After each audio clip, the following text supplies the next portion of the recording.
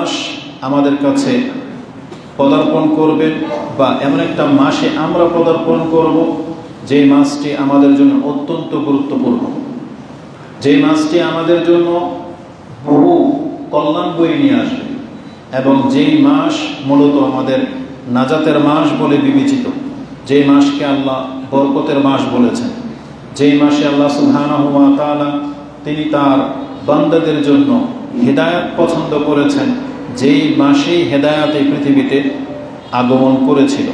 আমরা সেই মাসের মর্যাদা সম্পর্কে কিছু কথা আপনাদেরকে স্মরণ করিয়ে দেব, যদিও সেগুলো আপনারা জানেন, আপনাদের মেমোরিতে সেই কথাগুলো রয়েছে, জাস্ট আমরা স্মরণ করিয়ে দেব। কারণ আল্লাহ সুবহানাহু ওয়া তাআলা বলেছেন, ওয়াযাক্কির ফাইন্না যিকরা তানফাউল মুমিনিন, আপনি উপদেশ দিতে থাকেন, উপদেশ মুমিনদের জন্য কল্যাণ বয়ে আনে। আল্লাহ সুবহানাহু ওয়া তাআলা আমাদের সেই জানাশোনা বিষয়গুলো একটা না একটা সময় আসে যখন আবার সেগুলোকে রিনিউ বা রিভিউ করতে হয়। তা আমাদের মেমোরি থেকে আমরা রমজান মাসের মাহাত্ম্য মর্যাদা আরেকবার আপনাদের কাছে তুলে ধরতেছি সংক্ষিপ্ত পরিসরে, যাতে করে আপনি এটাকে গুরুত্বের সাথে নিতে পারেন। এবং এই গুরুত্বগুলো এই জন্য তুলে ধরা হবে, প্রত্যেকটা বৈশিষ্ট্যের পেছনে আপনার আমার কিছু করণীয় রয়েছে, প্রত্যেকটা বৈশিষ্ট্যের পিছনে আপনার আমার জন্য শিক্ষণীয় কিছু রয়েছে, যে আপনি এই কারণে এটা করবেন। তা আমি কারণগুলো উল্লেখ করব, মর্যাদাটা তুলে ধরব, আপনি সেটাকে কিভাবে মূল্যায়ন করবেন আপনি নিজে ওখান থেকে শিক্ষা নেবেন। যদিও আমাদের সময়ের উপরে আমরা আবদ্ধ, তো এই জন্য ওই সব কথাগুলো আমরা হয়তো খুলে খুলে আপনার কাছে ব্যক্ত নাও করতে পারি, সক্ষম নাও হতে পারি, বা মেমোরি থেকে ছুটে যেতে পারে, কিন্তু আপনি আপনার মতো করে সেগুলোকে গুরুত্বের সাথে নেওয়ার চেষ্টা করবেন। শুরুতেই বলে নিই, যদি আলোচনাটা রমজান মাসের বৈশিষ্ট্য নিয়ে, আজকে সিয়াম নিয়ে কোনো কথা আসবে না, সিয়াম নিয়ে আবার অন্য কোনো সময় কথা হবে। কারণ আমার বৈশিষ্ট্য হল, আমি লক্ষ্য করে দেখেছি একটা সূক্ষ্ম জিনিস, অনেক বড় বড় বক্তা আছে বাংলার জমিনে, ডিগ্রিধারী এবং ফেমাস, এবং যাদেরকে মানুষ মূল্যায়নও করে, চিনেও, কিন্তু তাদের বক্তব্য দেখেছি বিষয় একটা, কিন্তু তাতে বহু কিছু অন্য অন্য আদার্স বিষয়ে চলে আসে। কিন্তু আমি চেষ্টা করি যে না, বিষয় যেটা ওটাকে মুখ্য রাখতে। রমজান মাস আর সিয়াম এক জিনিস না, আবারও কথাটাকে স্মরণ করি, রমজান মাস আর সিয়াম এক জিনিস না। রমজান মাস আলাদা একটা জিনিস, রমজান মাসের করণীয় আলাদা একটা জিনিস। যেমন ব্যক্তিত্ব, এটা আলাদা একটা ব্যাপার, আর ব্যক্তিত্বের মাঝে আরও কিছু গুণ থাকা, সেগুলো অর্জিত বা প্রাপ্ত, তখন সেটা ভিন্ন কিছু ফুটিয়ে তুলবে। কিন্তু ব্যক্তিত্ব বলে আলাদা একটা জিনিস থাকে। যেমন মুহাম্মদুর রাসূলুল্লাহ সাল্লাল্লাহু আলাইহি সাল্লাম, তিনি তার ব্যক্তিত্ব আপন জায়গায় সম্মানিত, ব্যক্তিত্বের থেকে তিনি সম্মানিত। আরেকটা হলো প্রাপ্ত, আল্লাহর পক্ষ থেকে তিনি যা প্রাপ্ত হয়েছেন, যেমন তাকে সর্বশ্রেষ্ঠ রাসূল করা হয়েছে, কিন্তু সর্বশ্রেষ্ঠ রাসূল করার আগেই তার ব্যক্তিত্বটাই ছিল শ্রেষ্ঠ। কথাটাকে বুঝাতে পারলাম? তার মানে তার ছোট থেকে যে তিনি বড় হয়েছেন, তার ব্যক্তিত্বটাই ছিল শ্রেষ্ঠ। আর আল্লাহ এমন শ্রেষ্ঠ মানুষটাকেই আরও শ্রেষ্ঠ করে দিয়েছেন, সর্বশেষ রাসূল হিসেবে পৃথিবীতে প্রেরণ করে দিয়ে। যেমন কোরআন, এটার বৈশিষ্ট্য হলো এটা আল্লাহর কালাম, এটা হলো এটার বৈশিষ্ট্য।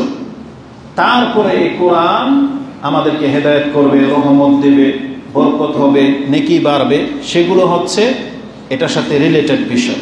কিন্তু কোরআন ব্যক্তিত্ব থেকেই, এটা হচ্ছে আল্লাহর কালাম, এটা মানটাই এমন। তো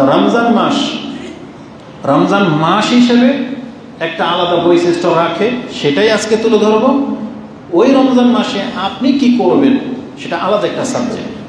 সিয়াম ইবাদতের দিক থেকে ব্যক্তিগতভাবে সিয়াম বৈশিষ্ট্যপূর্ণ একটা ইবাদত, আর সিয়াম পালন করলে আপনি কি পাবেন সেটা আলাদা একটা সাবজেক্ট।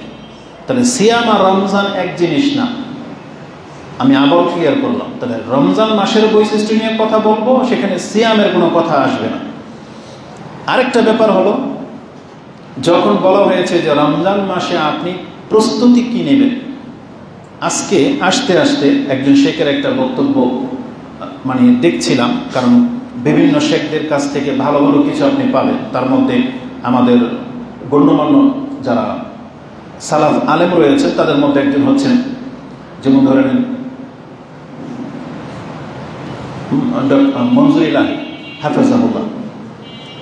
তো মনজুর ইলাহি হাফেজাহুল্লাহ ভদ্র ভাষায় কথা বলেন।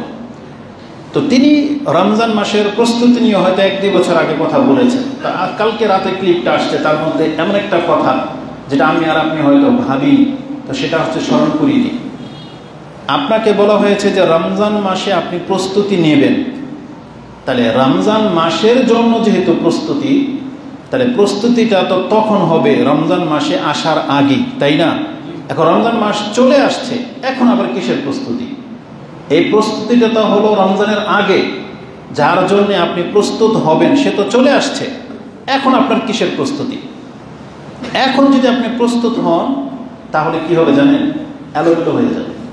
মানে যেই গেস্ট যাকে আপনি অভ্যর্থনা জানানোর জন্য প্রস্তুতি নেওয়ার দরকার ছিল আগে, সে দরজায়, এখন আপনি বলতেছেন মেহমান চলে আসছে, তাড়াতাড়ি করে ঘর গোছাও। রেজাল্টটা কি হবে? সে যত সুন্দর করে গোছান, একটা না একটা ফল থেকেই যাবে। কি ফল? মেহমান ঘরে ঢুকে গেছে, এমন একটা অপ্রীতিকর জিনিস যেটা আপনার ঘরে রয়ে গেছে, আপনি নজরে দেখেন নাই তাড়াহুড়ার কারণ। তো ওই একটা জিনিসে তাকে অসন্তুষ্ট করে দিতে পারে। হয়তো বা বাথরুমটা আপনি পরিষ্কারই রাখেন নাই, তার বাথরুমে যাওয়া প্রয়োজন হতে পারে তাড়াহুড়ায় যেহেতু। তো আপনাকে আগে থেকে প্রস্তুতি নিতে বলা হয়েছিল। এটাকে আপনি নিজের এক্সামের সাথে তুলনা করেন। পরীক্ষা কালকে, প্রস্তুতি কি কালকে নেবেন না তার আগে থেকেই? তার আগে থেকে প্রস্তুতি নিতে হতো। তাহলে পরীক্ষার দিন যারা প্রস্তুতি নেয় তারা ভালো ছাত্র না মূলত। আর এই ধরনের ব্যক্তিদের প্রস্তুতিতে তার কোনো সুফল বয়ে আনে না, কারণ সে সাকসেস হইতেই পারবে না। কারণ এই প্রস্তুতি বরং তাকে আরো মানে বিদঘুটে করে দেবে, প্রশান্তি হারিয়ে ফেলবে। কারণ তার স্বভাব, তার অন্তরের অভ্যাস আর তার ইচ্ছা অনিচ্ছা তখন দ্বন্দ্ব লেগে যাবে, তখন সে চাইলেও পারবে না, সে অপারগ হয়ে যাবে। এই জন্য প্রস্তুতি নিতে হয় আগে থেকেই।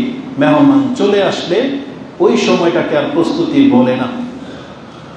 বিশেষ করে যেই মেহমান আপনাকে জানিয়ে আসবে ডেট, যে আমি কিন্তু অমুক দিন আপনার বাড়িতে আসব, আপনাকে জানানো হয়েছে। আপনি যদি বিচক্ষণ হন, আপনি যদি সেই মেহমানের কদর বোঝেন, তাহলে বাজার ঘাট আপনাকে ওই দিন আসার আগেই করতে হবে, নাকি ওই দিন যে আজকে মেহমান আসবে আপনি তাকে পেয়ে তারপরে বাজার করবেন। তখন রেজাল্টটা কি হবে? হয় তাকে ঘরে বসিয়ে রেখে আপনাকে বাজারে যেতে হবে, আর এই সময়ের মধ্যে তার মেজাজ বিগড়ে যেতে পারে, বা অনেক কিছু ঘটতে পারে, বা আপনার সময় পাস হয়ে যাবে। আরেকটা বিষয় হলো, যে মেহমানকে আপনি আপ্যায়ন জানাবেন বা যার জন্যে আপনি অপেক্ষায় আছেন, আমাদের স্বভাব কিন্তু এইরকমই। যার কাছে যেই মেহমানের গুরুত্ব বেশি, তার কাছে সেই মেহমানের প্রস্তুতিটাও ভিন্ন হয়। সব আত্মীয়, সব মেহমানকে কিন্তু আপনি একভাবে রেসপেক্ট করেন না। কথাটা কি যদি আমি সিম্পল ভাষায় বুঝাই, আমি আমাদের বাচ্চাদের উদাহরণ দিয়ে বুঝাই, কারণ আমাদের ব্যক্তিত্বে তো অন্যকে দিয়ে বোঝাবো না, আমাদের দিয়ে বুঝাই। বাচ্চাদের স্বভাব হলো, আপনার বাসায় দেখবেন অনেকে আসে, কিন্তু আপনার বাচ্চারা পছন্দ করে তার ওই আঙ্কেলকে, যে আঙ্কেল আসলে ও কিছু গিফট পায়, যে আসলে ও কিছু পায়, ওটা জেনে গেছে। তাহলে দেখবেন ওনার নাম শুনলে বাচ্চা খুশি হয়। এটা আমি দেখেছি, ফিল করেছি। কেন? কারণ ওরা ওরা সরল হয়। ওদের সাথে আহামরি কোনো কিছু সম্পর্ক নাই, কিন্তু একটা চিপস পায় এতেই খুশি, কিন্তু পায়। আর যেই ব্যক্তি অনেক মূল্যবান, অনেক পয়সাওয়ালা, প্রভাবশালী, সে বাসায় আসলে ও যখন একটা চিপসও পায় না, এই ব্যক্তির নাম শুনলেও যত বড় ব্যক্তিত্বই হোক না কেন, এই বাচ্চার কোনো কদরই করে না। এটাকে আপনারা ফিল করেছেন? তো বাচ্চাদেরকে দিয়ে বুঝাই না। আমাদের স্বভাব, বড়দের স্বভাব, যে ব্যক্তির সাথে সম্পর্ক আপনার ভালো, যার কাছ থেকে আপনি অনেক বড় কিছু হেল্প পান, সাপোর্ট পান, না চাইলেও পান, সে যদি আপনার বাসায় আসে, নিশ্চিত আপনি কিন্তু অন্যরকম একটা আনন্দ ফিল করেন না? কারণ সে আসবে আমাকে কিছু দেওয়ার জন্য, আমার কাছ থেকে কিছু নেওয়ার জন্য না।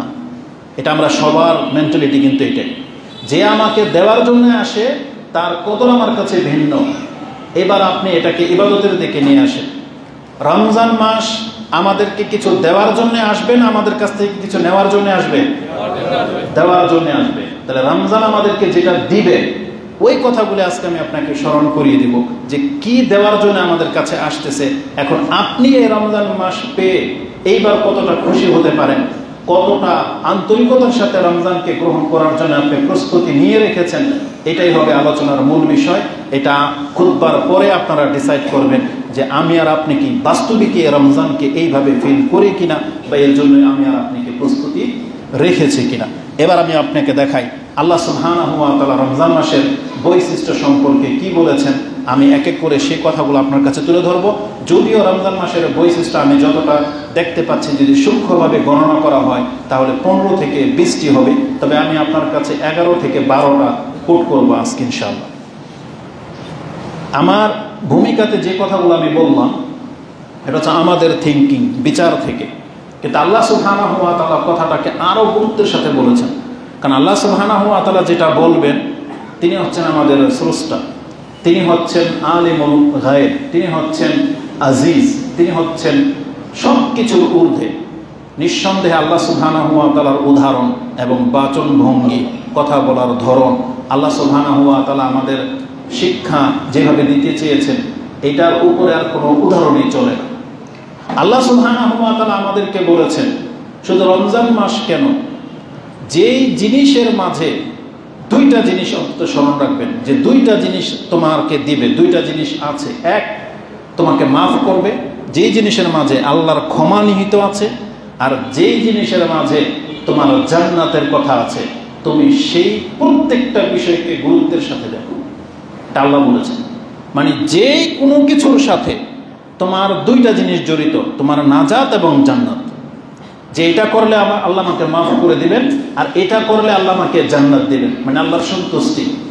এমন প্রত্যেকটা বিষয়কে প্রত্যেকটা মুসলিমের উচিত গুরুত্বের সাথে নেয়। আর কোনো কথা আছে এর মধ্যে?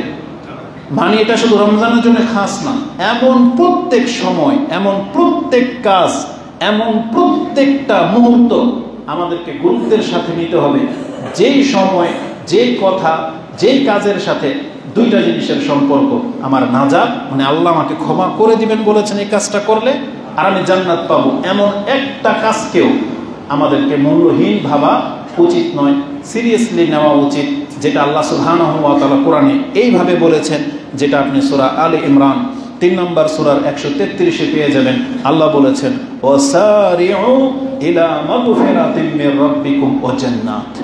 তোমরা প্রতিযোগিতা করো, সারিউ, তোমরা দৌড় দাও ওই সব বিষয়ের দিকে যেই দিকে আসলে তুমি ক্ষমা পেয়ে যাবে এবং আল্লাহর জান্নাত পেয়ে যাবে।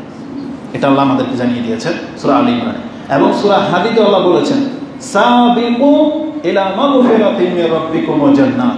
তোমরা প্রতিযোগিতা করো আল্লাহর ক্ষমা যে বিষয়গুলোর মধ্যে আছে এবং যেগুলোর মধ্যে জান্নাতের সুসংবাদ আছে। ওই প্রত্যেকটা বিষয়ের ক্ষেত্রে আমাদেরকে বলা হয়েছে আমরা যেন প্রতিযোগিতায় লিপ্ত হয়ে যাই। কিন্তু আমাদের বাস্তবিক প্রতিযোগিতা হলো মূলত দুনিয়ার জন্য। সেটার জন্য আদেশও করা লাগে না, সেটার জন্য কাউকে শিক্ষাও দেওয়া লাগে না। এটা ব্যক্তির থেকেই আমরা বুঝি। দুনিয়ার কোনো ব্যাপার হলে কারো কাছে সলা পরামর্শ লাগে না, বরং আপনি নিজে থেকেই দেখেন অ্যাডভান্স, আপনি আগেই প্রস্তুত। এটা আল্লাহ সুবহানাহু ওয়া তাআলা ভালো করেই জানেন। তাই আল্লাহ ধর্মীয় ব্যাপারে, পরকালের ব্যাপারে আল্লাহ নিজেই শিক্ষা দিয়েছেন যে সারিউ ইলা মাগফিরা, তোমরা আল্লাহর ক্ষমা পাওয়ার জন্য প্রতিযোগিতা করো। রাসূলুল্লাহ সাল্লাল্লাহু আলাইহি ওয়াসাল্লাম তিনি আমাদেরকে এইভাবে তালকিন করেছেন। আবু হুরায়রা তার বর্ণনাকারী, রাসূলুল্লাহ সাল্লাল্লাহু আলাইহি ওয়াসাল্লাম বলেন, মান খাফা আদলাজা ওয়া মান আদলাজা বালাগাল মানজিলা আলা ইন্না সিলআতাল্লাহি গালিয়াতুন আলা ইন্না সিলআতাল্লাহিল জান্নাহ। রাওয়াহু তিরমিজি। ইমাম তিরমিজি রাহিমাহুল্লাহ হাদিসটাকে সিফাতুল কিয়ামা 35 নম্বর অধ্যায় এনেছেন। হাদিস হচ্ছে 2450। তাতে রাসূলুল্লাহ সাল্লাল্লাহু আলাইহি ওয়াসাল্লাম বলেছেন, যেই ব্যক্তি ভয় পায়, মান খাফা আদলাজা, সেই ব্যক্তি প্রস্তুতি গ্রহণ করে, মানে ভোর রাতেই সে প্রস্তুত থাকে। ওমান আদলাজা বালাগাল মানজিলা, আর যেই ব্যক্তি তার দিন শুরু হওয়ার আগেই প্রস্তুতি নিয়ে নিয়েছে, সেই ব্যক্তি জেনে নেক সে তার টার্গেটে পৌঁছে যাবে। ওমান আদলাজা বালাগাল মানজিলা, তার মানে আমরা যদি জান্নাতকে হারানোর ভয় যদি আমাদের থাকে তাহলে প্রস্তুত হয়ে যান। আর আপনি যদি আজকে প্রস্তুতি নিতে পারেন, এটা আমাদেরকে আশ্বস্ত করা হয়েছে যে তুমি তোমার গন্তব্য পেয়ে যাবে। তার মানে নিরাশ হওয়ার কোনো চান্স নাই, কারণ ওটা তো আল্লাহর কাছে। আর আল্লাহ সুবহানাহু ওয়া তাআলা বিচার করে মানুষের অন্তর এবং কর্ম দেখে, যে বাস্তবিকই আমাদের অন্তর সে নাজাত চায় কিনা, বাস্তবিকই আমাদের কর্ম কি এটা নাজাতের কর্ম কিনা, এটার উপরে ডিসাইড করবে আল্লাহ সুবহানাহু ওয়া তাআলা। এই জন্য কিন্তু আল্লাহ সুবহানাহু ওয়া তাআলা, যদিও আমরা নামাজে দাঁড়াই এতগুলো মানুষ, প্রথম কাতারে 100, এভাবে আমরা সবাই মসজিদের ভিতরে নামাজ আদায় তো করি, সময় একই রুকু একই সেজদা, কিন্তু সালাম ফেরানোর পরে বাসায় ফিরি কেউ 10 নেকি নিয়ে, কেউ 700 নিয়ে, কেউ ফিরে ওঢেল নেকি। বিষয়টা এমন না। দান তো একই মাপের সবাই করে, সবাইকে সমান নেকি পায়। কিসের ভিত্তিতে? তার অন্তর এবং তার অবস্থার উপরে ভিত্তিতে। এই জন্য আল্লাহ সুবহানাহু ওয়া তাআলা যার ভয়, যার প্রস্তুতি যেমন, আল্লাহ তার সাথে ওই একই আচরণ করবেন। যে কথাটা রাসূল বলেছেন, মান আদলাজা বালাগাল মানজিলা। তারপর রাসূলুল্লাহ সাল্লাল্লাহু আলাইহি ওয়াসাল্লামের মূল উদ্দেশ্য ছিল জান্নাত, তাই তিনি বলেছিলেন, তোমরা ভালো করে জেনে রাখো, আলা ইন্না সিলাতাল্লাহিল জান্নাহ, আলা ইন্না সিলাতাল্লাহি গালিয়া, আল্লাহর সামগ্রী অনেক দামি। আর তোমরা কি জানো আল্লাহর সেই দামি সামগ্রীটা কি? বলছে জান্নাত। জান্নাত এত দামি যে জান্নাতের আধা হাত জায়গা কেনার মতন ক্ষমতা কোনো পৃথিবীর কাউকে দেওয়া হয়নি, বরং বলা হয়েছে পুরো পৃথিবী এবং পৃথিবীতে যত সম্পত্তি আছে সব এক পাল্লায় রেখে দিলে জান্নাতের আধা হাতের জায়গার দাম হবে না। কারণ রাসূলুল্লাহ সাল্লাল্লাহু আলাইহি ওয়াসাল্লাম কি বলেছেন, মাউদিউ সাউদিন ফিল জান্নাহ খায়রুম মিনাদ দুনিয়া ওয়া মা ফিহা, দুনিয়ার চাবুক রাখার একটা জায়গা বা আধা হাত জায়গার কথা আছে, চাবুকটাকে পেঁচিয়ে যেখানে আপনি রেখে দেন, এতটুকু জায়গা জান্নাতের দুনিয়া এবং দুনিয়ার সমস্ত নিয়ামতের চাইতে শ্রেষ্ঠ। কেন হবে না? যেখানে বলা হয়েছে যেটা আমাদের পুরুষদের চাহিদা তো নারী, এই জন্য এক্সাম্পলগুলো আল্লাহ ওইভাবেই দিয়েছেন। আল্লাহ জান্নাতের নারীর মূল্য আপনাকে বলে নাই, বরং নারীর গায়ের যে ওড়না হবে, ওড়না, রাসূলুল্লাহ সাল্লাল্লাহু আলাইহি সাল্লাম বলেছেন জান্নাতে একটা রমণীর ওড়না দুনিয়া এবং দুনিয়াতে যা আছে তার থেকে শ্রেষ্ঠ। আর যে ওড়না যে নারীদের গায়ে থাকবে তাদের কথা আল্লাহ ধরেন উল্লেখই করলেন না, জাস্ট আপনাকে এটা একটা এক্সাম্পল দিয়ে দেওয়া হলো। তো রাসূলুল্লাহ সাল্লাল্লাহু আলাইহি সাল্লাম বলেছেন, আলা ইন্না সিলাতাল্লাহি গালিয়া, আলা ইন্না সিলাতাল্লাহিল জান্নাহ, তোমরা আল্লাহ সুবহানাহু ওয়া তাআলার সেই দামি জান্নাতটার দিকে প্রতিযোগিতা করো।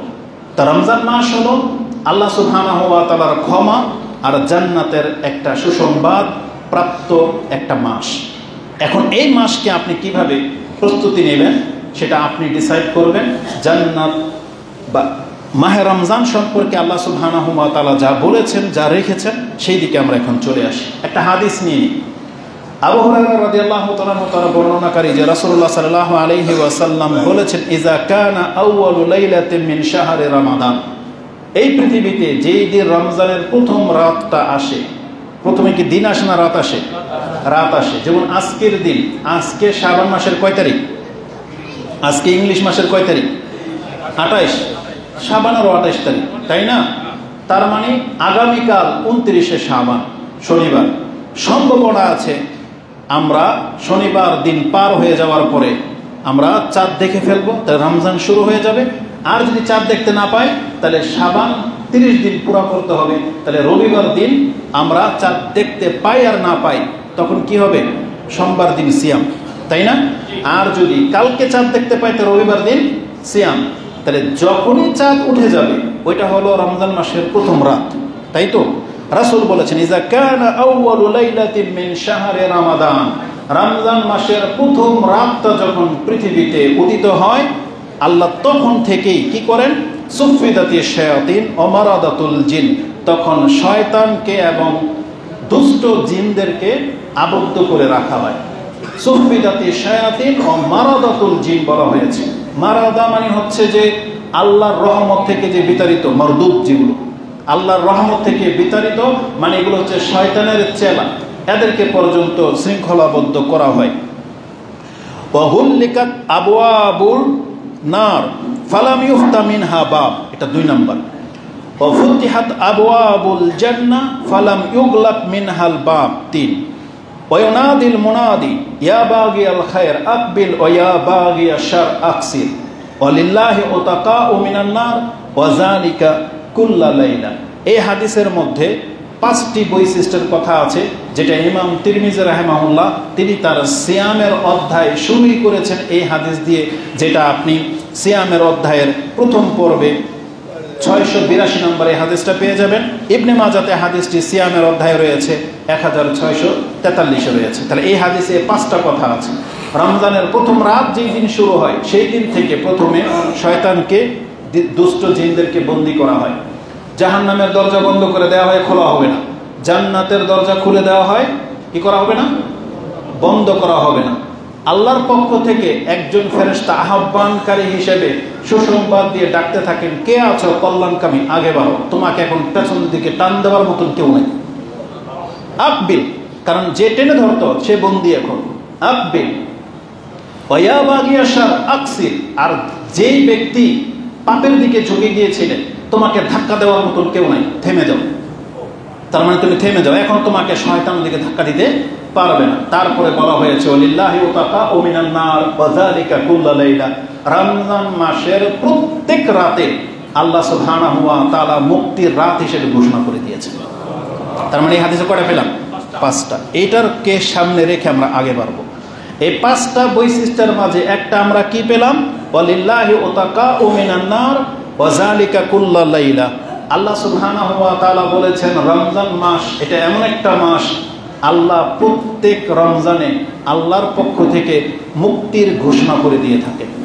কত মানুষকে মুক্ত করা হবে এটা উল্লেখ করা হয়নি, কিন্তু আল্লাহ নিজে থেকেই একটা, মানে এটা হচ্ছে এমন একটা রাষ্ট্রের মতো যে রাষ্ট্রে সাধারণ ঘোষণা ক্ষমা করে কিনা। প্রত্যেক রাষ্ট্রের বিজয় দিবসে তারা কি করে? একটা সাধারণ মানে ক্ষমা ঘোষণা করে। আল্লাহ সুবহানাহু ওয়া তাআলা তিনি তার বান্দাদের মধ্য থেকে, এটা কথা মনে রেখেন, আল্লাহর যত ক্ষমার কথা আছে কাদের জন্য? আল্লাহর বান্দাদের জন্য। কথাটা ভুলে যেন না, আল্লাহর বান্দাদের জন্য। কেন এই কথাটা বারবার বলা হচ্ছে? যারা শিরক করে তারা আল্লাহর বান্দা না, তারা হচ্ছে কোনো বস্তু বা ব্যক্তির বান্দা। কিন্তু আল্লাহর বান্দা কোনোদিন শিরক করতে পারে না, একমাত্র তাওহীদবাদী এখানে উদ্দেশ্য। আল্লাহর বান্দাদেরকে যারা অপরাধ করে ফেলেছে, আটকে গেছে, তাদের সম্পর্কে আল্লাহ বলতেছেন আল্লাহ একটা সাধারণ ঘোষণা ক্ষমা করেন। আর সেই সময়টা আল্লাহ শাবান মাসের একটা রাতে রেখেছেন। সেই সময়টা প্রত্যেক সোমবারে আসে, সেই সময়টা প্রত্যেক বৃহস্পতিবারে আসে। কিন্তু আল্লাহ সুবহানাহু ওয়া তাআলা এমন একটা মাস আছে যে মাসের সব কয়টা দিনকে আল্লাহ ক্ষমার দিন হিসেবে ঘোষণা করে দিয়েছেন। এটা একটা হাদিস। আরো আশ্চর্যজনক হাদিস এই একই বিষয়ে আপনি পেয়ে যাবেন মুসনাদে আহমদে। তাতে কি আছে? আনাবি হুরায়রাতা ও আন আবি সাইদ, দুইজনের যে কোনো একজন বর্ণনা করেছেন। কালা রাসূলুল্লাহ সাল্লাল্লাহু আলাইহি ওয়াসাল্লাম ইন্না লিল্লাহি উতাকাআ ফি কুল্লি ইয়াউমিন ওয়া লাইলাতিন। আল্লাহ শুধু রাতেই ক্ষমা করে না, বরং রমজান মাসে 2 বার ক্ষমা করা হয়, দিনের বেলা একবার, রাতের বেলা একবার। তার মানে রমজান মাস এমন একটা মাস, তার রাতের মর্যাদা দিনের মর্যাদা সমান সমান। যারা রাতে এমন হইতে পারতো যে যারা দিনে সিয়াম রাখেন তারাই শুধু ক্ষমা পাবে না, আল্লাহ ক্ষমাটা 2 ভাবে রেখেছেন। এমনও হতে পারে দিনে সিয়াম রাখার কারণে ক্ষমা, রাতে কিয়াম করার কারণে ক্ষমা। আর এই সম্পর্কে হাদিস স্পষ্ট আছে, এটা আমরা পরে যাব। তার মানে আপনার মেমোরিতে এটা থাকতে হবে, রমজান মাসের একটা বৈশিষ্ট্য হলো রমজানের দিনে এবং রাতে আল্লাহর পক্ষ থেকে বহু সংখ্যককে জাহান্নাম থেকে মুক্ত করে দেওয়া। এটা হচ্ছে রমজান মাসের একটা বৈশিষ্ট্য। কিন্তু এটা 1 নম্বর বৈশিষ্ট্য না, যদিও আমি এটা দিয়ে শুরু করলাম, আপনি গণনা করেন, ধরে নেন এটা 5 নম্বর বৈশিষ্ট্য, কারণ 5টার একটা হচ্ছে এটা। এই পাঁচটার দ্বিতীয় একটা বৈশিষ্ট্য কি বলা হয়েছে, কারণ আমার কাছে যেটা বেশি ইম্পর্টেন্ট মনে হয়েছে, যেগুলো আপনি আপনার মেমোরিতে নেয়ার মতো আমি ওইভাবে নোটটাকে সাজিয়েছি। দ্বিতীয় বৈশিষ্ট্যটা যেটা পাঁচটার দ্বিতীয়, সেটা কি? রাসূলুল্লাহ সাল্লাল্লাহু আলাইহি ওয়াসাল্লাম কি বলেছেন? সুফিদাতি শায়াতিন ও মারাদাতুল জিন। আল্লাহ সুবহানাহু ওয়া তাআলা রমজান মাসের শুরুতেই শয়তানকে বন্দী করে দেন, আর ওকে খোলা হবে না। এটা আমাদের কি ফায়দা? এটা হচ্ছে জানার বিষয়। এই জন্য আপনাকে এটা প্রথম দিকে আমি উল্লেখ করে দিচ্ছি। এটা এই জন্য যে, কারণ শয়তান মূলত আমাদের প্রকাশ্য শত্রু। আর আপনি জেনে রাখেন, আপনার চলার পথে আপনার শত্রু যদি থাকে, তাহলে অনেক সময় আপনি সাকসেস হতে পারেন না, বরং শত্রুর কারণে আপনি বাধাপ্রাপ্ত হন, বরং আপনার কাজ সুন্দর হয় না। এই শত্রু আপনার ক্ষতি করার চেষ্টা করে। আর বাস্তবিকই যদি সে প্রকাশ্য শত্রু হয়, প্রকাশ্য শত্রু ঘোষণা করে দিয়েছে। মানুষ শত্রু হতেও পারে, নাও হতে পারে, আমরা তাদেরকে চিনি না। অনেক সময় আচরণে আমরা শত্রু মনে করি, অথচ সে শত্রু নাও হতে পারে। কিন্তু শয়তান এমন একটা শত্রু যে একবারে প্রকাশ করে দিয়েছে, এলান করে দিয়েছে যে আমি আদম সন্তানকে ছাড়বো না। কোরআনের প্রায় 3-4টা সূরার মধ্যে এভাবে শয়তানের চ্যালেঞ্জটাকে উল্লেখ করা হয়েছে। সে তোমাদের প্রকাশ্য শত্রু। তারপরে শয়তান যদি প্রকাশ নাও করত, তাতেও কিছু যায় আসে না। আমাদের রব যিনি আপনাকে আমাকে সৃষ্টি করেছেন, যিনি আপনার আমার অন্তরের খবর জানেন, সে আল্লাহ শয়তানের অন্তরের খবরও জানেন। সে আল্লাহ নিজে আমাদেরকে জানিয়েছেন, ইন্নাহু লাকুম আদুউম মুবিন, শয়তান তোমাদের প্রকাশ্য শত্রু। এখন শয়তান যদি ভালো রূপ নিয়েও আসে, তাতে কোনো কাজ হবে না। আপনার চিনার তো ভুল হওয়ার কথা ছিল না, যেটা আপনার রব বলেছেন, ইন্নাহু লাকুম আদুউম মুবিন, সে তোমাদের প্রকাশ্য শত্রু। আদুউন আবার মুবিন, একবার প্রকাশ্য শত্রু বলেছেন আল্লাহ। তাহলে সেই শয়তান বন্দী। তার মানে আপনি এখন এমন একটা জনপদ দিয়ে যাচ্ছেন, যে জনপদে আপনার কোনো শত্রু নাই। তাহলে সেই জনপদে আপনার চলার ধরনটা ভিন্ন হবে। সেখানে আপনি রিল্যাক্স নেওয়ার মতো যত দামি সম্পদ নিয়ে আপনি সেই রাষ্ট্র ভ্রমণ করেন না কেন, আপনার অন্তরে সামান্য কোনো রকমের কি হবে না, দুশ্চিন্তা আসবে না। তা রমজান মাস হচ্ছে সেই মাস, এটা মুমিনদের মাস। সেই ব্যক্তি জেনে নেক যে আজকে এই মাসে গুমরাহ করার মতো আপনার প্রকাশ্য যে শয়তান, সেটা আপনার আশেপাশে নাই। এটা আপনাকে জানিয়ে দেওয়া হয়েছে। এটা এত বড় একটা এহসান আল্লাহর পক্ষ থেকে করা হয়েছে। আল্লাহ যে চান যে আমরা আগে বাড়ি, এটা হচ্ছে তার প্রমাণ। যদিও আল্লাহ সুবহানাহু ওয়া তাআলা আমাদেরকে জানিয়ে দিয়েছেন, আল্লাহর বান্দা যারা, তারা রমজান মাস কেন, কোনো মাসেই শয়তান তাদেরকে গুমরাহ করতে পারে না। ইল্লা ইবাদাকা মিনহুমুল মুখলাসিন, শয়তান নিজে বলেছিল আমি সমস্ত বান্দাকে গুমরাহ করব, তবে আল্লাহ আপনার মুখলেস বান্দা যারা, তাদেরকে আমি গুমরাহ করতে পারবো না। এই জন্যে যারা সালাত আদায় করে, তারা রমজান মাসেও করে, রমজান ছাড়াও করে। কিন্তু আপনি এমন এক ব্যক্তি যে আপনি রমজান মাস ছাড়া সালাত আদায় করতে পারেন না, তাহলে মানে আপনি আল্লাহর মুখলিসিন বান্দা হতে পারেননি। এটা আপনাকে হতে হবে। তারপরেও অকল্যাণের কল্যাণ, যদি আপনি রমজান মাসে 5 ওয়াক্ত সালাত আদায় করেন, তার মানে বুঝতে হবে যে আপনি ব্যক্তিগত পাপী না, শয়তান আপনাকে পাপ করায়। তখন আপনাকে বাঁচতে হলে আল্লাহর কাছে আশ্রয় চাইতে হবে। আর এই 1 মাস আপনি শয়তানের সাথে শত্রুতা শক্তি অর্জন করবেন, যাতে আবার ঈদের দিন থেকে আপনি আবার শয়তানের বন্ধু যেন হয়ে না যান। এটাকে যদি আপনি গ্রহণ করেন, তাহলে এই দাবি সত্যায়ন হবে যে হ্যাঁ, বাস্তবিকই আপনি খারাপ না, শয়তান আপনাকে খারাপ করে দিয়েছিল, কিন্তু 1 মাস দূরে থাকার কারণে আপনি আবার ভালো হয়ে গেছেন। কিয়ামত পর্যন্ত শয়তান যেন আপনাকে আর গুমরাহ করতে না পারে। এই কারণগুলো ছিল আল্লাহ সুবহানাহু ওয়া তাআলা শয়তানকে বন্দী করে দিয়েছেন। আল্লাহ সুবহানাহু ওয়া তাআলা, যেমনটা আপনাকে আমি সূরা বনী ইসরাঈল থেকে একটা আয়াত শুনিয়েছি যে ইল্লা ইবাদাকা মিনহুমুল মুখলাসিন, ঠিক আল্লাহ সুবহানাহু ওয়া তাআলা সূরা আরাফ 7 নম্বর সূরার 16 এবং 17 নম্বরে বলেছেন, শয়তান বলেছিল কালা ফাবিমা আগওয়াইতানি লাআকুদান্না লাহুম সিরাতাকাল মুস্তাকিম। আল্লাহ এই যে আদমের কারণে আজকে আমাকে আপনি গুমরাহ করলেন, আল্লাহকে বলতেছে শয়তান যে মানুষটার কারণে আজকে আমি গুমরাহ হইলাম, যার কারণে আমি আজকে পরীক্ষিত হইলাম, আল্লাহ আপনি সাক্ষী থাকেন, আমি আদম সন্তানের একটাকেও ছাড়ব না। আমি ওদের একেবারে সিরাতুল মুস্তাকিমের পথে বসে থাকবো, যেই পথে ওরা আপনার পথে আসবে আমি ওই পথে দাঁড়িয়ে থাকবো, ওদেরকে পথে আসতে দেব না। বলা হয়েছে লাআকুদান্নাহুম সিরাতাকাল মুস্তাকিম, একেবারে যেটা সঠিক সরল পথ, সেই পথে বসে থাকবে বলা হয়েছে। এমন বলা হয় নাই যে আমি পাশে বসে থাকবো, ওই পথ দিয়ে যারা যাবে আমি ডাকবো, টানবো। বলছে না, আমি ওই পথেই বসে থাকবো। তার মানে ইসলাম সত্য, এটা সবাই জানে। ইসলাম হচ্ছে সিরাতুল মুস্তাকিম, আল্লাহর পথে যাওয়ার পথ। আর এই পথে ইসলামের মধ্যে হাজারো শয়তান কাজ করে যাচ্ছে, হাজারো শত্রু কাজ করে যাচ্ছে। যদি কথাটা এমন হতো যে আমি সিরাতুল মুস্তাকিমের পাশে বসে থাকবো, তাহলে আমরা বুঝতাম তারা হয়তো হিন্দু, খ্রিস্টান, বৌদ্ধ, নাসারা, ওরা আমাদেরকে ডাকতেছে। কিন্তু শয়তান বলেছে আমি সিরাতুল মুস্তাকিমের উপরেই বসে থাকবো। তার মানে ইসলামের মধ্যে এমন বহু ধর্ম পূজারী আছে যারা মানুষকে তাওহীদ থেকে ভিন্ন দিকে ঘুরিয়ে দিচ্ছে। এটা আপনাকে বুঝতে হবে।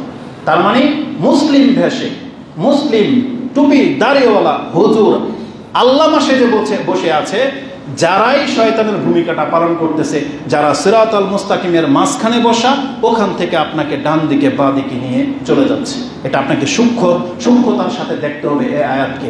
তারপর আল্লাহ কি বলেছেন, যে শয়তান এটাও বলেছিল সুম্মা লাআতিয়ান্নাহুম মিন বাইনি আইদিহিম ওয়া মিন খালফিহিম ওয়া আন আইমানিহিম ওয়া আন শামাইলিহিম ওয়া লা তাজিদু আকসারাহুম শাকিরিন। আমি তার ডান দিক থেকে, বাঁ দিক থেকে এবং তার সামনে এবং পেছন দিক থেকে আসব। আপনি অধিকাংশদেরকে কি পাবেন না? শুকরগুজার বান্দা পাবেন না।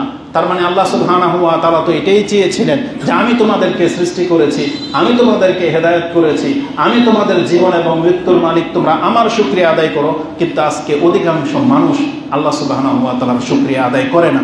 আর আল্লাহ সুবহানাহু ওয়া তাআলার শুকরিয়া আদায় করার সবচেয়ে উত্তম আমলই হচ্ছে সালাত।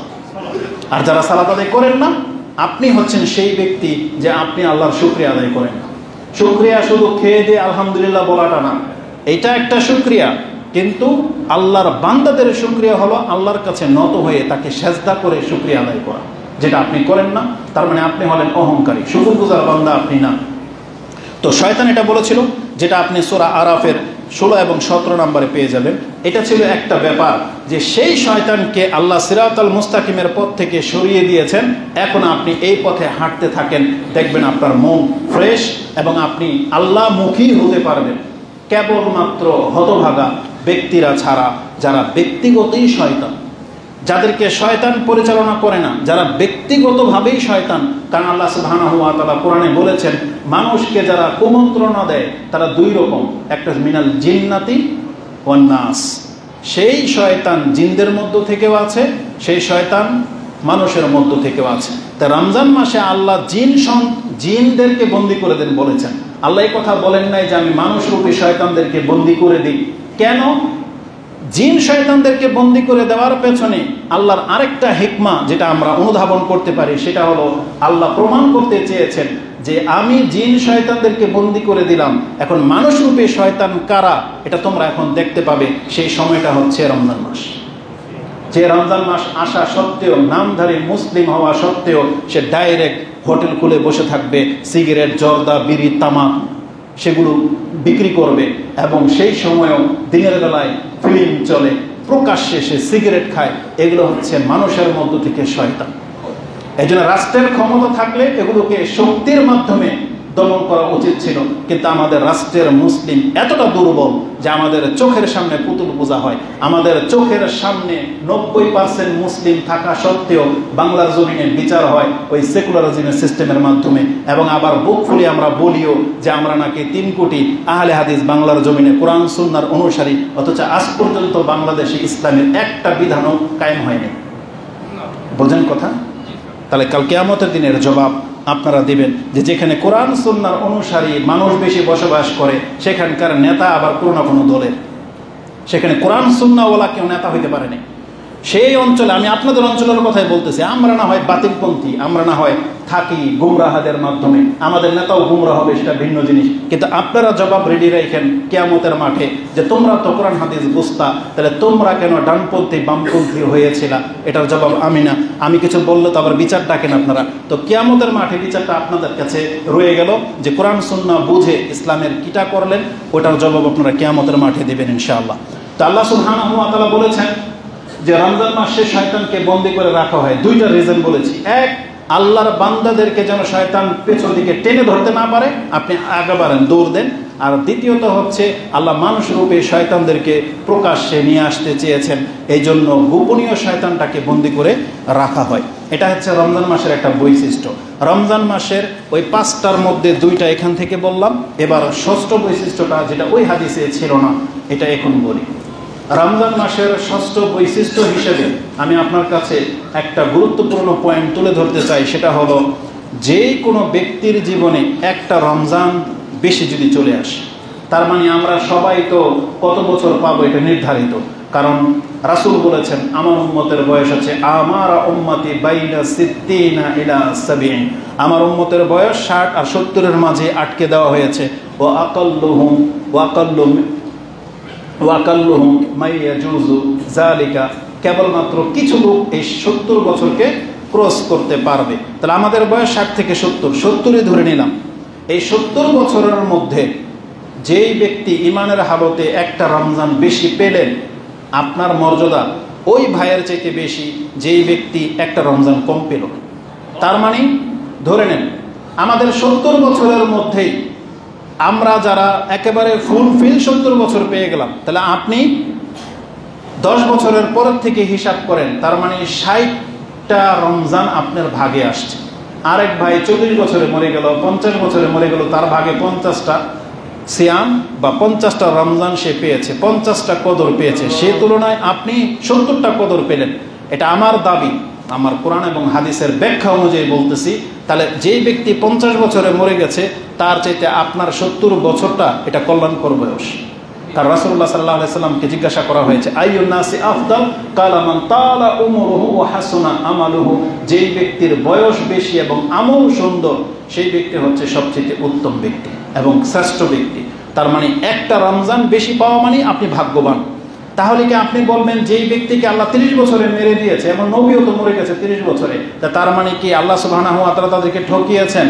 না, বরং ওই যে বরকতের একটা কথা আছে না, যে তার বয়সে আল্লাহ বরকত দান করুন। কারণ কি, এমনও আইম্মা আমাদের এই পৃথিবী ছেড়ে চলে গেছে যারা যে খ্যাদমত করে গেছে, বর্তমান যুগের 100 বছরের আলেমও সে কাজ করে দেখাইতে পারেনি। যেমন হাদিসের ইমামগণ, ইমাম বুখারী রাহিমাহুল্লাহ, ইমাম ইবনে মাজাহ, ইমাম তিরমিজি, তাদেরকে আল্লাহ যে বয়সটাই দিয়েছিলেন তারা এমন কিছু করে গেছেন যেটা আমি আর আপনি 500 বছর পেলেও হয়তো করতে পারবো না, তাই না? তো এটা হচ্ছে আল্লাহ সুবহানাহু ওয়া তাআলার ফজল এবং করম। ওই অল্প বয়সের মধ্যে এমন কিছু করে দেখাইতে হবে যাতে করে আপনার চাইতে বেশি বয়স পেয়ে গেছে সেই ব্যক্তি যেন আপনার সাথে টক্কর দিতে না পারে। আর এর বাস্তব উদাহরণ হলো পুরো উম্মতে মুহাম্মাদি। উম্মতে মুহাম্মাদিকে আল্লাহ এমন একটা দিন ধর্ম দিয়েছেন যে তোমাদের বয়স তো 70, কিন্তু এই 70 বছর বয়সে তোমাদের যে ইসলাম দিয়ে দেওয়া হয়েছে এটা যদি তুমি পালন করো, তাহলে তোমাকে ধরতে হলে আগের যুগের ইমামদেরকে, আগের যুগের উম্মতকে 1000 বছর দেওয়া হয়েছে, তারাও তোমাদের ধারে কাছেও ভিড়তে পারবে না।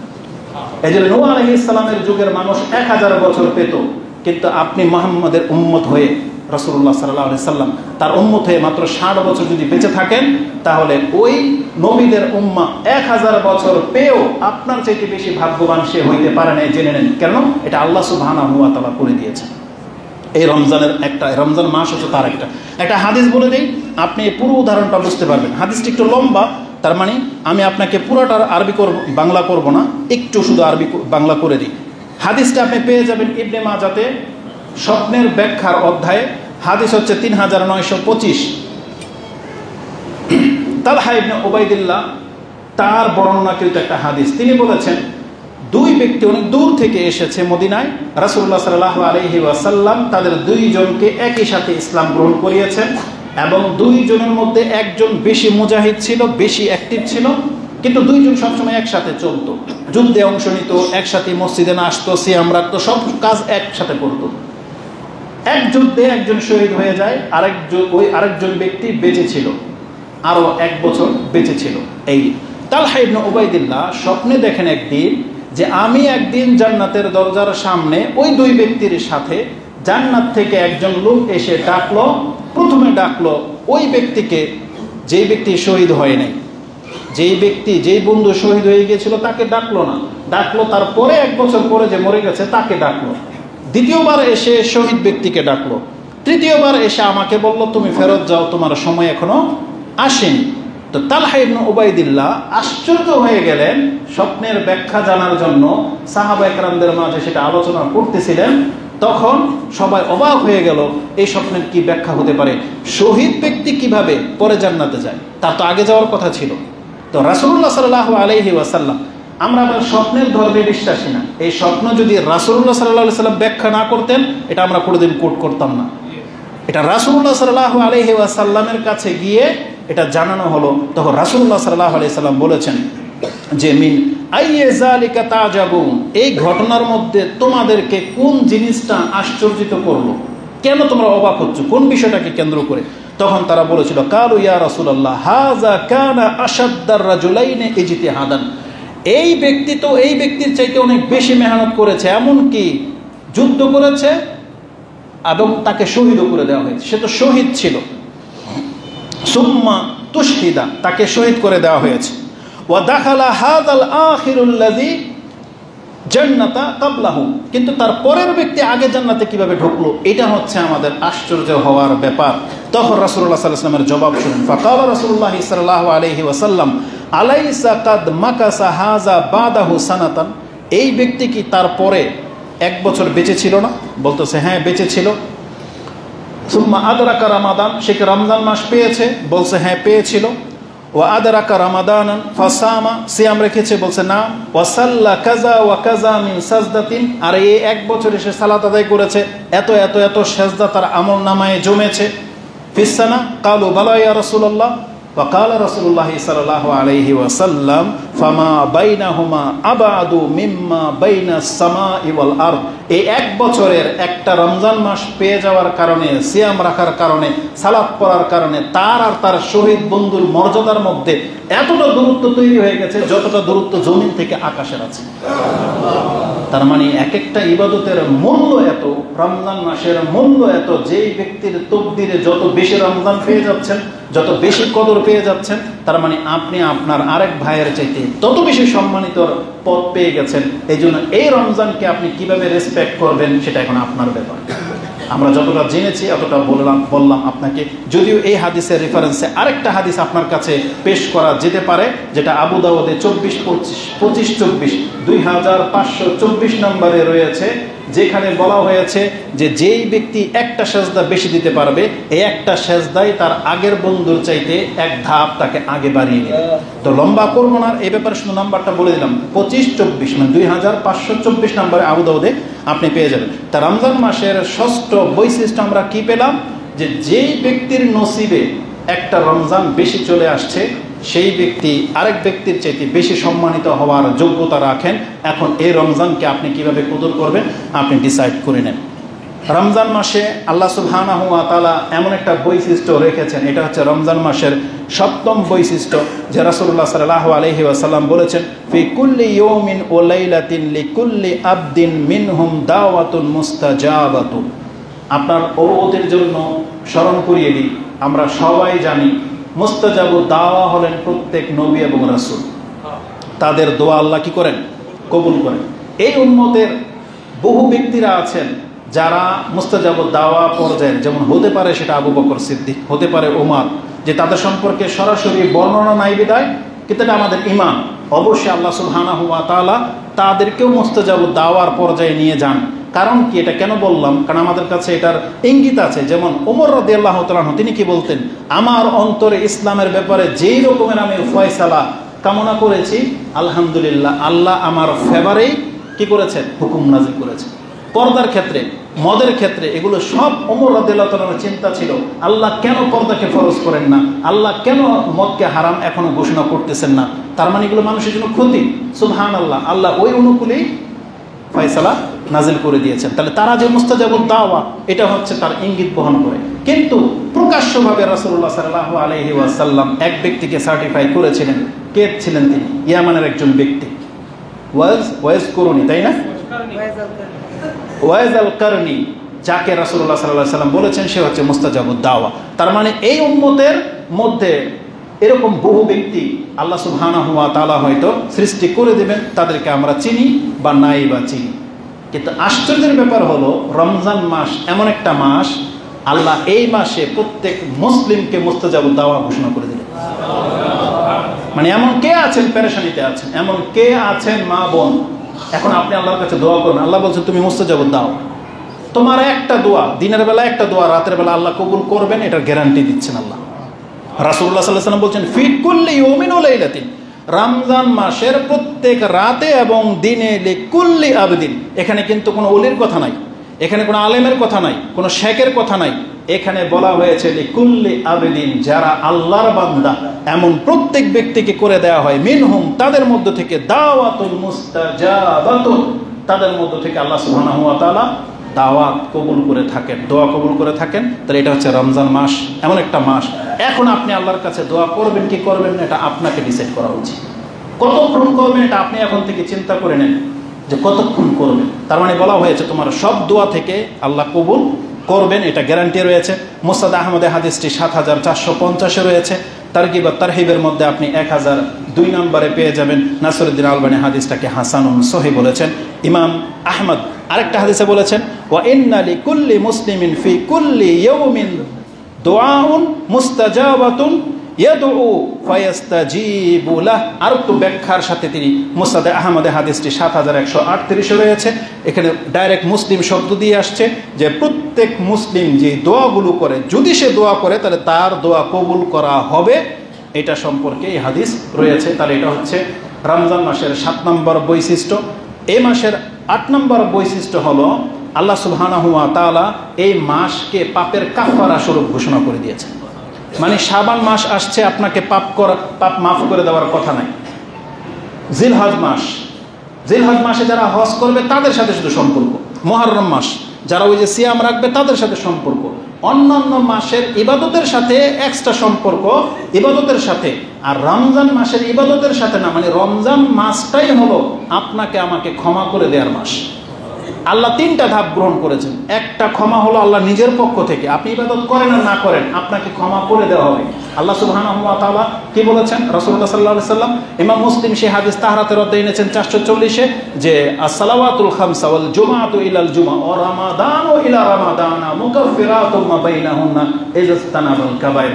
যদি কোনো ব্যক্তি কাবিরা গুনাহ থেকে বেঁচে থাকা ব্যক্তি থেকে থাকেন, রমজানের চাঁদ উঠে যাবে, আপনার 1 বছরের ছোট পাপ সব মাফ। তাহলে রমজানকে আমাদের জন্য পাপের কাফারা স্বরূপ করা হয়েছে। এমনকি রাসূলুল্লাহ সাল্লাল্লাহু আলাইহি ওয়াসাল্লাম বলেছেন এই রমজান মাসের ইবাদতের মাঝেও পাপের মাফের ঘোষণা রয়েছে। রাসূল বলেছেন মান সামা রমাদানান ঈমানান ওয়া ইহতিসাবান গুফিরা লাহু মা তাকাদ্দামা মিন যামবিহি ওয়া মা তাআখার। মা তাকাদ্দামা মিন যামবিহি, যেই ব্যক্তি অতীতের যে পাপগুলো করে ফেলেছে এই রমজান মাসের সিয়াম যদি ঈমানের সাথে রাখে যে এই সিয়াম রাখলে আমার পাপ মাফ, তাহলে তার অতীতের সমস্ত পাপকে মাফ করে দেওয়া হবে। এটা ইমাম বুখারী রাহিমাহুল্লাহ তার ঈমানের অধ্যায়ে এনেছেন 38 নম্বর হাদিস। আর তার আগের হাদিস 37 নম্বরে রয়েছে মান কামা রমাদানান ঈমানান ওয়া ইহতিসাবান গুফিরা লাহু মা তাকাদ্দামা মিন যামবি। যেই ব্যক্তি রমজান মাসে রাতে কিয়াম করবে, এই নফল কিয়াম, তারাবি যেটাকে আপনি বলেন, তাহাজ্জুদ যেটাকে বলেন না কেন, আমাদের কাছে সব একই নামাজ, মানে রাতের নামাজ। এশার নামাজ শেষ ফজর পর্যন্ত এই নামাজকে বলা হয় কিয়ামুল লাইল, রাতের নামাজ। এখন আপনি কোন নামে চিনেন করেন, আমাদের কোনো আপত্তি নেই, ইনশাআল্লাহ এটা নিয়ে বহু তর্ক বহস হবে। তবে আমাদের শিক্ষা যেটা সেটা বলে দিই, রাতের নামাজ আপনি তারাবির নিয়তেই পড়েন না তাহাজ্জুদের নিয়তে পড়েন, আপনি বুঝেন। যতটুকু পড়বেন, যতটুকু আপনার কুলাবে, এই সম্পর্কে ইনশাআল্লাহ বক্তব্য দেব। দুনিয়া যে যা বলে বলুক, আমাদের শিক্ষা যেটা সেটা আমরা বলবই। তো রাসূলুল্লাহ সাল্লাল্লাহু আলাইহি সাল্লাম বলেছেন আপনি যদি ঈমানের নিয়তে পড়েন তাহলে আপনার অতীতের পাপগুলোকে মাফ করে দেওয়া হবে। তাহলে রমজান মাসের আমলের মধ্যে কত বরকত। নফল ইবাদত তাও করলে মাফ, ফরজ ইবাদত তাও করলেও মাফ। আর রমজান মাস নিজেই একটা মাস, যেই মাস আসলে আপনাকে ক্ষমা করে দেওয়া হবে। এটা হচ্ছে ক্ষমার মাস। এই কথাটা কেন বললাম জানেন? আমি বলেছি প্রত্যেকটা বৈশিষ্ট্যের পেছনে আপনার আমার কিছু করণীয় রয়েছে। এবার আসুন আপনার মাইন্ডে এটা রাখেন যে কেন এই কথাটা আপনাকে এত শক্ত করে বলা হচ্ছে।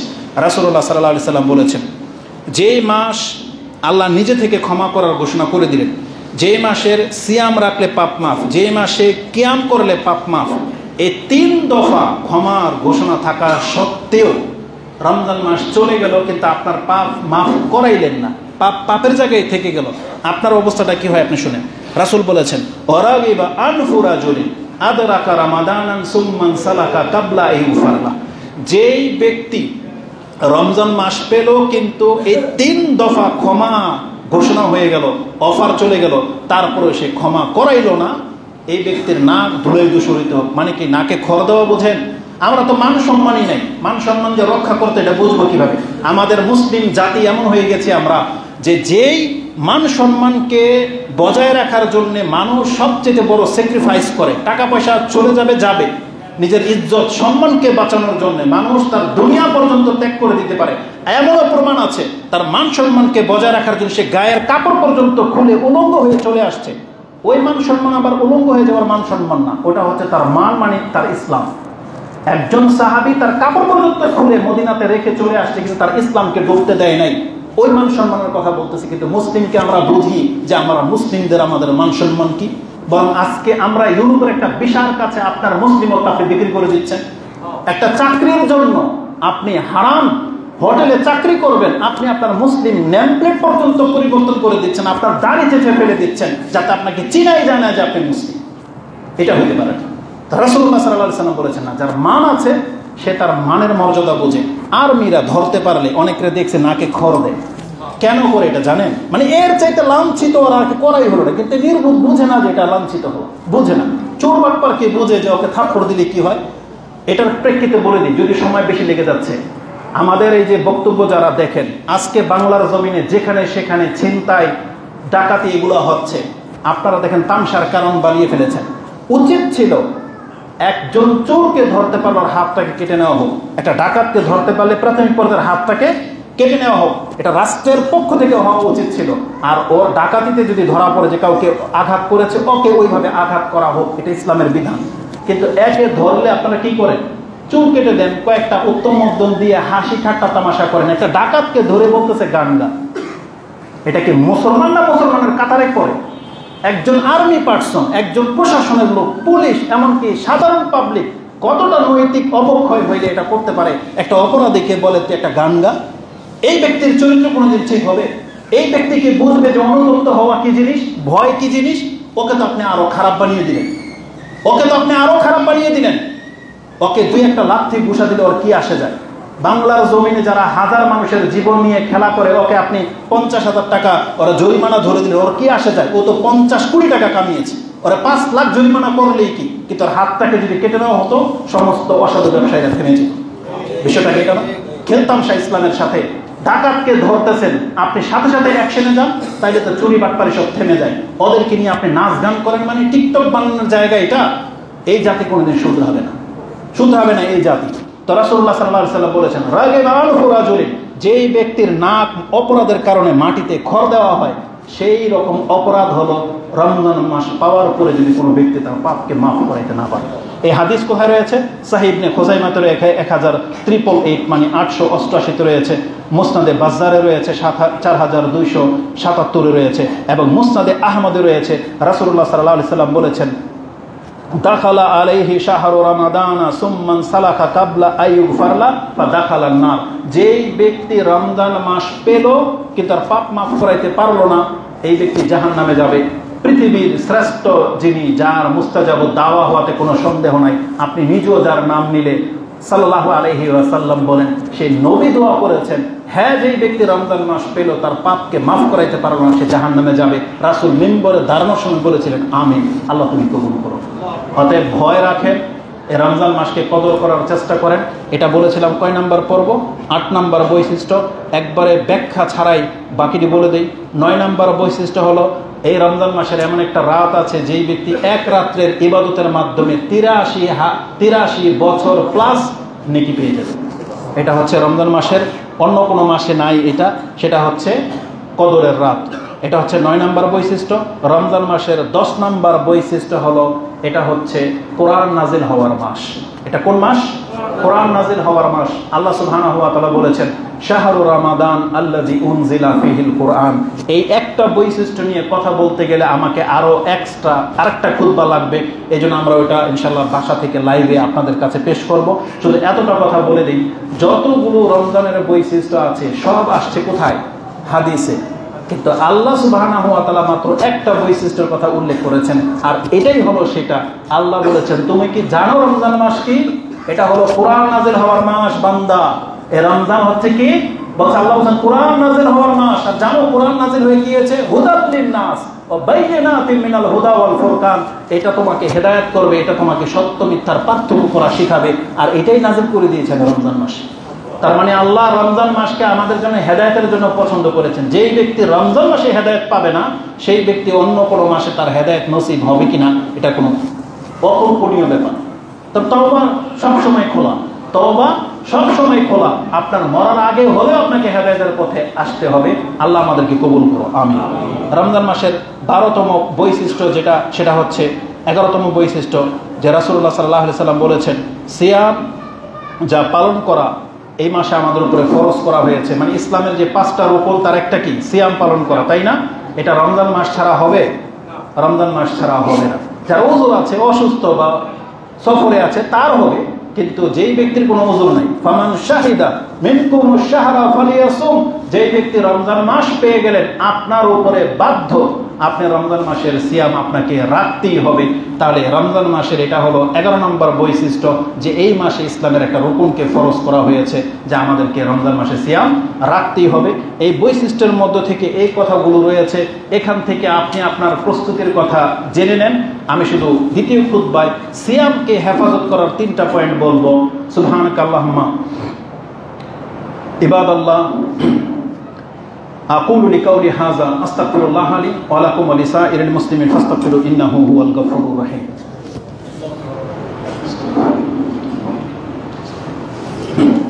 আলহামদুলিল্লাহ ওয়াসসালাতু ওয়াসসালামু আলা রাসূলিল্লাহ, আম্মা বাদ। আমি আর বেশি লম্বা করব না, যেহেতু একদিন পরেই যেহেতু সিয়াম, আরেকটা খুতবা আপনি পাচ্ছেন না, তাই বাধ্য হয়ে এই 5টা মিনিট আমাকে দিতেই হবে। সেটা হচ্ছে আমরা ইনশাআল্লাহুল আজিজ যতগুলো ব্যক্তি এই মসজিদে উপস্থিত হয়েছেন, আপনি অন্তর থেকে সাহস যোগান। প্রথম কথা হচ্ছে আপনাকে এটা নিতেই হবে যে রমজানের সিয়াম আমার উপরে ফরজ, আমি মুসলিম হলে আমাকে সিয়াম রাখতেই হবে। এটা হচ্ছে আপনার শিক্ষা, এখান থেকে নিয়ে যান। তারপর আপনি রাখেন না রাখেন আপনি আর আপনার রব জানেন। আমাদের যেটা বলার সেটা বললাম। ওমর রাদিয়াল্লাহু তাআলা আনহু যুগে তিনি একজন ব্যক্তিকে নেশাগ্রস্ত অবস্থায় পেয়ে তাকে লান্তান করেছেন এবং প্রহার করেছেন, বেত্রাঘাত করেছেন যে তোমার উপরে আক্ষেপ হয়, ধ্বংস হও তুমি, আমাদের বাচ্চাদেরকে আমরা সিয়াম রাখাই আর তোমার মতন ব্যক্তি তুমি সিয়াম রাখো নাই। এখানে 2টা জিনিস ইঙ্গিত করা হয়েছে। এক, যে শাসকের কাজ প্রহার করা, যে ব্যক্তি সিয়াম না রাখবে তার বিচার হওয়া উচিত। আর আমাদেরকে শিক্ষা দেওয়া হয়েছে, আপনার লজ্জা করা উচিত যে রাসূলুল্লাহ সাল্লাল্লাহু আলাইহি ওয়াসাল্লামের যুগের সাহাবায়ে কেরামদের বাচ্চারা পর্যন্ত সিয়াম রাখে। ধার্মিক পরিবারের বহু, এমনকি অধার্মিক বহু বাচ্চারা আছে সিয়াম রাখে। আপনার মতো একটা জ্যান্ত মানুষ আপনি সিয়াম পালন করেন, আপনার লজ্জা হওয়া উচিত। এটা পুরুষ এবং মহিলা সবাইকে বললাম। আপনার মানুষত্ব বোধ থাকতে, মুসলিমত্ব যদি আপনার ফিলিংস থাকে, তাহলে আপনি কোনোদিন সিয়াম ছাড়তে পারেন না। আল্লাহ তুমি আমাদেরকে তৌফিক দান করুন। আল্লাহ তুমি আমাদেরকে রমজান মাসে পৌঁছে দাও এবং এই রমজানে হক আদায় করে তোমার শুকরিয়া আদায় করার তৌফিক তুমি আমাদেরকে দান করো। এই রমজানকে আপনি হেফাজত কিভাবে করবেন জানেন? শুধু আপনার খাদ্য পানীয় ছেড়ে দেন, আপনার অভ্যাসটাকে পরিবর্তন করেন। রাসূলুল্লাহ সাল্লাল্লাহু আলাইহি ওয়াসাল্লাম থেকে 3টা হাদিস 1 মিনিটের মধ্যে আপনাকে বলে দিচ্ছি। মান লাম ইয়াদা কাওলা যুর ওয়া আমালা বিহি ফালাইসা লিল্লাহি হাজাতুন আইয়াদা তাআমাহু ওয়া শারাবা। আপনার খানার পানি ছেড়ে দেওয়া আল্লাহর কোনো প্রয়োজন পড়ে না।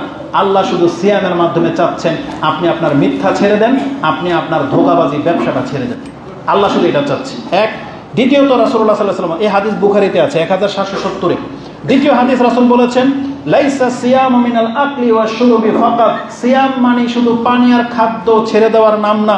ইন্নামা সিয়ামু মিনাল লাগবি ওয়ার রাফাস। সিয়াম মানে হলো আপনার অনর্থক, নিরর্থক ঠাট্টা মশকারি টিটকারি করা থেকে আপনি জবানটাকে হেফাজত করেন। বাস এটা হচ্ছে সিয়াম। তার মানে খারাপের দিকে যেতেই বলা হয়নি। জেনা তো দূরের কথা, ফাহেশা তো দূরের কথা, বলছে লাগো, তুচ্ছ তাচ্ছিল্য, ঠাট্টা ফাইজলামি থেকে মুক্ত থাকার নাম হচ্ছে সিয়াম। এই জন্য আপনি সিয়াম রেখে কোনোদিন টিভি, গান বাজনা, এই টিকটক এগুলোর মধ্যে জড়াইতে পারেন না। এটা ছেড়ে দেওয়ার নামটাই হলো সিয়াম। এই হাদিস কোথায় আছে? এই হাদিসটা 4টা কিতাবে আছে। সহিহ ইবনে হিব্বানের 1996, আল হাকিম ফিল মুস্তাদরাক 1570, সুনানুল আল কুবরা লিল বাইহাকি 8312, সহিহ ইবনে হিব্বান 3479 এবং সর্বশেষ হাদিস রাসূল বলেছেন রুব্বা সাইমিন লাইসা লাহু মিন সিয়ামিহি ইল্লাল জু ওয়া রুব্বা কাইমিন লাইসা লাহু মিন কিয়ামিহি ইল্লাস সাহার। দুই শ্রেণীর মানুষের কথা বলা হয়েছে। কতক ব্যক্তি সিয়াম রাখবে কিন্তু তার আমলনামায় লেখা হবে শুধু খিদার কষ্ট, আর কতক ব্যক্তি তারাবি পড়া ব্যক্তি আছে লেখা হবে নাইট গার্ড, মানে রাত জাগা ব্যক্তি, তার নেকির চেরানো লেখা হবে না। আমরা বলতে পারি নিঃসন্দেহে যারা সিয়াম রাখা অবস্থায় লাগো এই দুষ্টামি ফাজলামি কাজগুলো করেন আপনি নেকি শূন্য উঠবেন, আর যারা স্প্রিং এর মতো তারাবির নামাজকে বেছে নিয়েছেন আপনার আমলনামার মধ্যেও রাত জাগা ব্যক্তির লেখা হবে, আপনার তাহাজ্জুদ গুজার ব্যক্তির লেখা হবে না। আল্লাহ এই দুই ধরনের ব্যক্তিদের কাছ থেকে আমরা তোমার কাছে আশ্রয় কামনা করতেছি।